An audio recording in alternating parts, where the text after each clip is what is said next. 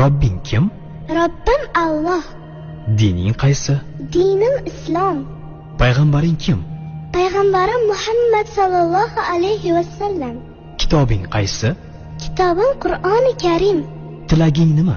Tilagim iymon. Qiblang qaysi? Qiblam Ka'batulloh.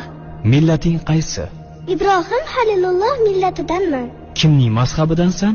Imom Azam Abu Hanifa mazhabi. Do'stlaring kim? Do'stlarim chahor yorlar. Ular kimlar? Abu Bakr Siddiq, Hazrati Umar, Hazrati Usmon, Hazrati Alidir. Qachondan beri musulmonsan? Al-Misoqdan beri. Al-Misoq nima?